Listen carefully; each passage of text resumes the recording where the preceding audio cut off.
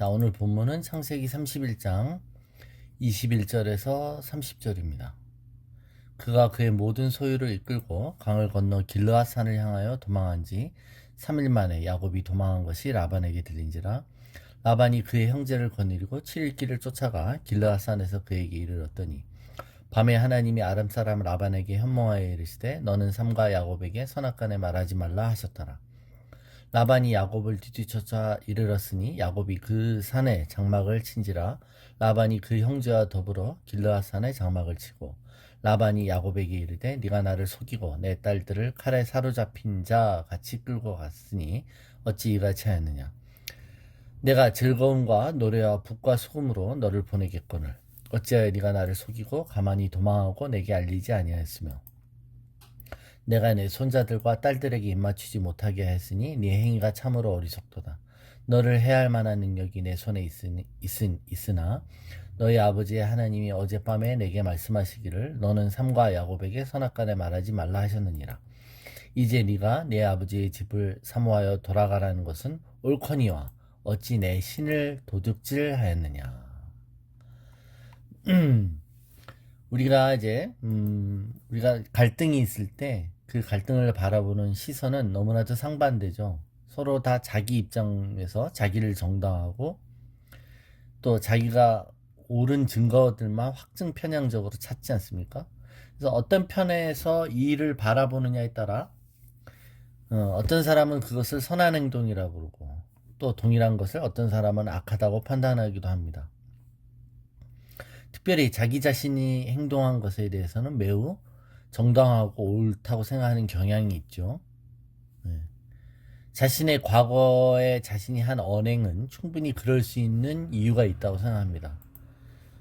근데 남이 한 언행, 남이 한 행동이나 말들은 관계가 좋을 때는 상관은 없지만 관계가 틀어지면 하나부터 열까지 다 꼬투리와 트집의 대상이 되는 것입니다.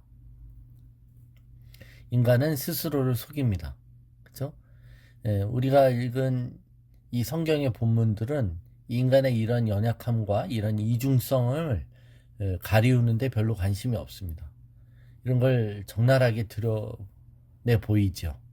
야곱은 고향으로 돌아가는 하나님의 음성을 듣습니다. 그리고 그 음성에 늦게 순종합니다. 늦은 순종이 즉각적인 순종보다는 분명히 가치가 떨어지는 것은 맞으나 그래도 늦은 순종은 순종하지 않는 것보다는 100번 나은 순종입니다. 야곱은 떠나라고 하는 이 하나의 음성에 순종하고자 야곱의 두 아내를 설득합니다. 근데 그 아내들은 의외로 이 야곱의 떠나겠다는 것에 쉽게 동의하죠.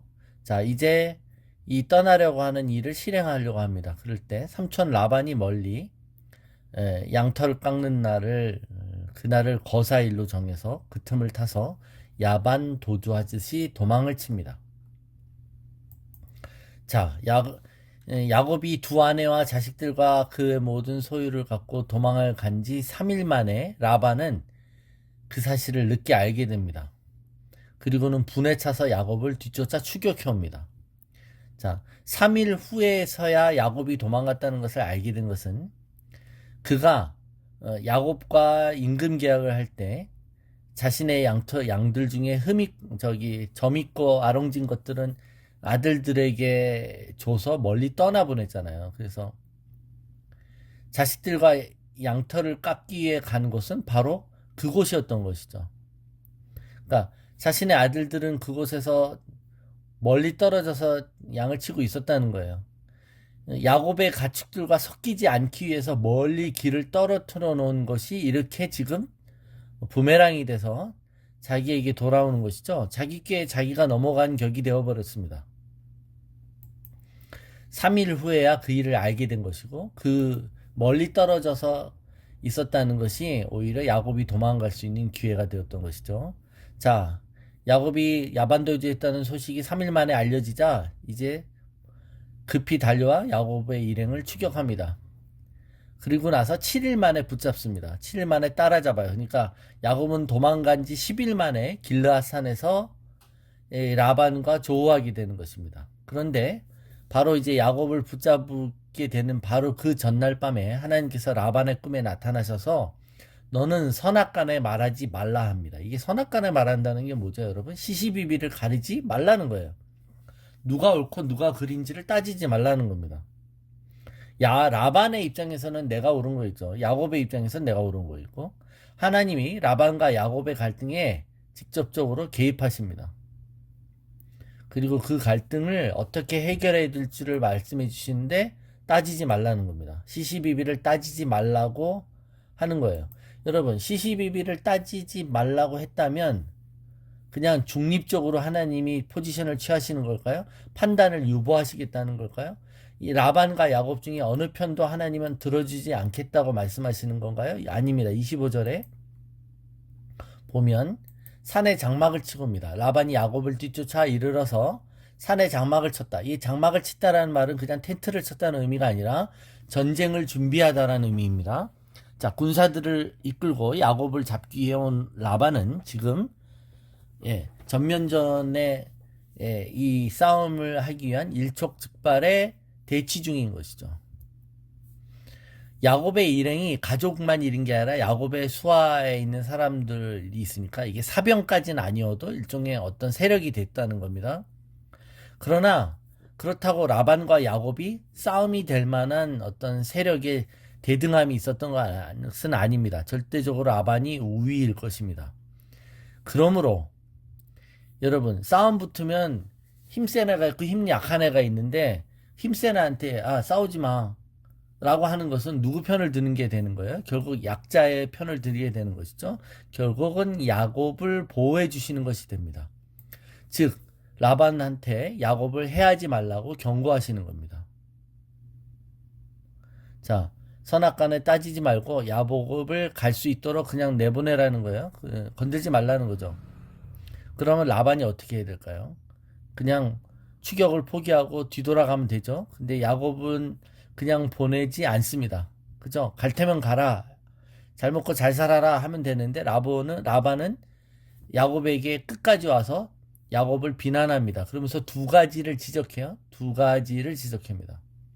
그러면서 하나는 뭐죠? 너 정말 배은망덕한 놈이야. 너 정말 나쁜 놈이야. 라고 말하는 겁니다. 가족을 데리고 야반도주한 것이 배은망덕한 행위라는 것이죠. 너 어떻게 삼촌이 나한테 인간적으로 도의를 그렇게 저버린 행동을 할 수 있느냐라는 겁니다.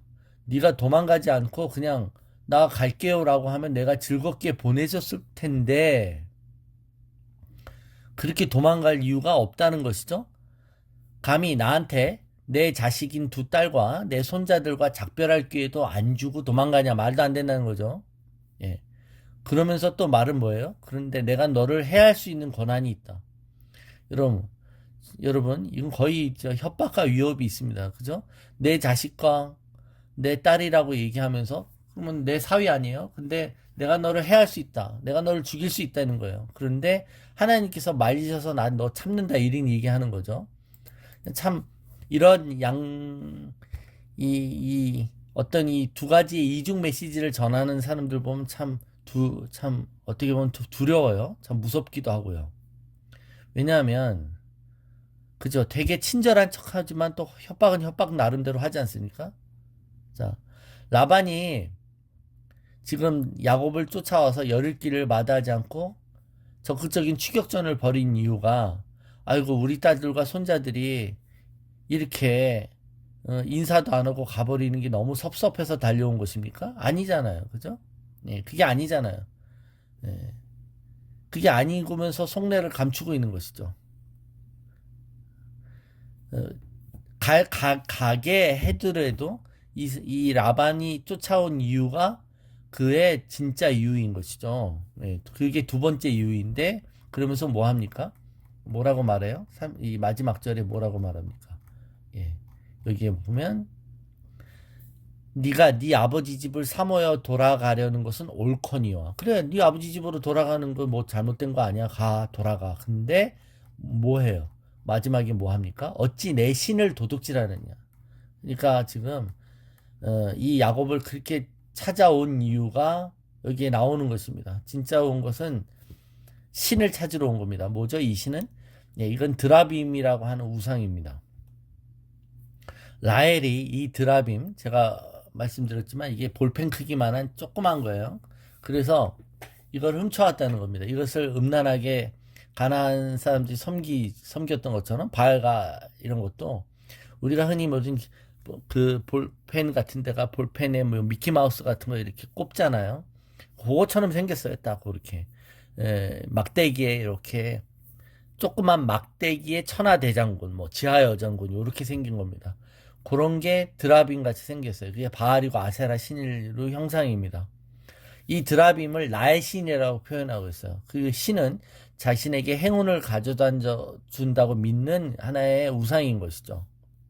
그러니까 라반은 지금 야곱을 잡기 전에 하나의 음성을 듣죠. 선악간에 따지지 말라는 음성을 들어요. 그러면서도 자기의 신이라고 말합니다. 니네 아버지가 섬기는 그 신이 나에게 말씀하셨다고 말합니다. 자, 드라빔을 소중히 여기고 드라빔이 자신을 지켜준다고 생각했습니다. 그죠? 그러니까 이 라반의 영적인 상태는 혼합주의인 겁니다. 어떻게 보면 하나님을 믿기도 하는 것 같지만 또 신도 섬기는 거예요. 이 우상도 섬깁니다. 이게 이 많은 사람들이 혼합주의적인 것이죠. 하나님도 믿지만 돈도 섬기고 하나님도 신뢰하지만 돈의 힘도 더 믿습니다. 그래서 야곱을 비난하는 거예요. 어떻게 보면 여러분 여태까지 임금을 착취하고 야곱을 끝끝내 붙잡으려고 했던 자신의 그 야비함과 교활함은 어디 간 데 없고 이제 야곱이 도망갔을 때 그걸 가지고 비난을 합니다. 야곱을. 그죠? 그리고 자신의 진짜 의도를 숨기지 않습니까? 예, 이것이 어쩌면 이 땅에 우리가 우리에게 무례하고 우리의 것을 착취하고 우리 것을 뺏어가는 사람들의 공통된 특징이 아닐까 이 생각하는 것이죠. 그죠? 그 사람들은 운운합니다. 도덕을 얘기하고 윤리를 얘기할 수 있고 어떨 땐 또한 믿음을 얘기합니다. 그러나 실제로는 그들에게 있어서는 믿음은 중요한 이유가 아니죠. 그거는 그냥 명분일 때가 많습니다. 그러면서도 그들에게 있어서 정말 중요한 것은 자신을 복주는 우상인 것이죠. 돈인 것입니다. 그 돈이 아쉬워서 온 건데 돈 때문에 왔다는 소리를 못하고 네, 내가 내 가족하고 작별 인사도 못하게 하느냐 이걸 핑계를 대는 것이죠. 이것이 어떻게 보면 참 우리 자신을 정당화하며 합리화하는 것입니다. 여러분 우리가 온갖 죄를 저질러 놓고 말도 안 되는 악을 저질러 놓고도 그걸 합리화하기 위해서 많은 얘기를 하죠. 그리고 뭐 사회적 예의를 지키는 것이다. 뇌물을 주고도 사회적 예의를 지켰다고 하고 오직이면 내란을 일으켰는가. 내란을 일으킨 걸 또 정당화하기도 합니다. 네, 이런 모든 것들이 자기 입장에서 생각하는 방향입니다. 결국은 이 모든 것을 선악간에 따지지 말라고 하시는 하나님은 선악간을 따질 수 있는 유일한 분이시죠. 그러니까 여러분 시시비비 따지 말라고 그래서 여러분 무엇이 선이고 무엇이 악인지 없다는 게 아니지 않습니까? 그것을 온전히 판단하실 수 있는 분은 하나님이십니다. 근데 그 하나님이 누구 편을 드느냐 이겁니다. 기다려야 되는 거죠. 기다려야 되는 겁니다. 그리고 그 음성을 들을 때까지 판단을 유보해야 되는 것이죠. 라반이 야곱을 거의 죽이러 왔을 거예요. 아마 여기 하나님이 개입하시지 않았으면 라반은 야곱을 죽였을 거고 자신의 둘 딸을 데려왔을 거며 그 가족들과 그의 모든 재산을 다시 몰수했을 것입니다. 그런데 하나님이 개입하시죠. 그리고는 손대지 말라고 그에게 경고하십니다. 그러니까 여러분 하나님의 보호하심이 이렇듯 나타납니다. 솔직히 이런 하나님의 보호하심이 이렇게 나타나는 일들이 우리에게 어떤 식으로 실제로 우리 삶 가운데 일어나는지 우리는 잘 모릅니다. 그죠? 라반이 자기 꿈 얘기하지 않았으면 하나님이 어떻게 개입하셨는지 우리는 알지 못하지 않습니까? 실제로 눈에 보이지 않는 하나님이 우리를 보호하시고 우리 삶을 주관하실 것입니다. 그런데 우리는 실제로 우리 삶 가운데 하나님이 어떻게 역사하시는지를 잘 모르는 거죠. 우리는 신뢰할 수 있습니다. 하나님 우리에게 역사하시고 하나님 우리를 보호하신다는 걸 여전히 믿게 되는 줄로 믿습니다. 오늘도 그런 한 주가 되고 그런 하루가 되시기를 예수님의 이름으로 축원합니다.